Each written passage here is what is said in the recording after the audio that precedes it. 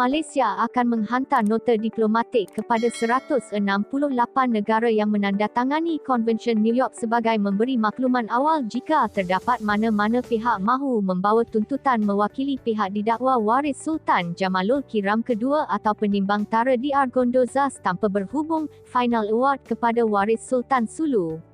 Menteri Luar Datuk Seri Saifuddin Abdullah berkata tindakan proaktif itu diambil supaya 168 negara itu mengetahui pihak berkenaan membuat tuntutan tersebut secara satu pihak selain proses diplomatik tersebut diharap membolehkan negara terbabit memaklumkan Malaysia jika ada permohonan serupa difailkan di negara mereka. Secara keseluruhannya, terdapat 169 negara yang menandatangani Konvensyen New York.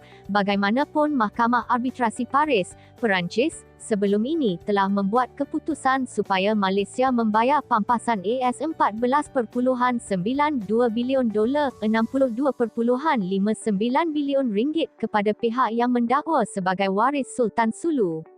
Kementerian Luar akan menghantar notis kepada Kementerian Luar 168 negara terbabit kerana stamper telah membuat final award di Perancis dan kita tidak tahu jika mereka, stamper dan waris Sultan Sulu, akan berhenti di Perancis atau ke negara lain pula selepas ini dengan tuntutan sama. Kita telah membuat permohonan untuk membatalkan final award ini dan kini sedang menunggu keputusan daripada Mahkamah Perancis yang dijangkakan tidak lama lagi, katanya pada sidang media semasa ditemui pada Jamuan Raya Parlimen dan Perikatan Nasional PN Indera Mahkota di sini hari ini. Kerajaan Malaysia tidak mengiktiraf tuntutan dibuat pihak mendakwa waris kepada Sultan Sulu dan menolak sepenuhnya final award dikeluarkan stamper atas dakwaan pelanggaran perjanjian 1878 antara Sultan Sulu ketika itu dengan Baron de Overbeck dan Alfred Dern, yang menyaksikan Sultan Sulu menyerahkan buat selama-lamanya wilayahnya di Borneo Utara, kini Sabah. Sebagai balasan, Sultan Sulu serta warisnya diberikan wang serahan RM5,300 setiap tahun. Bagaimanapun susulan serangan bersenjata di Lahad Datu, bayaran itu dihentikan pada 2013.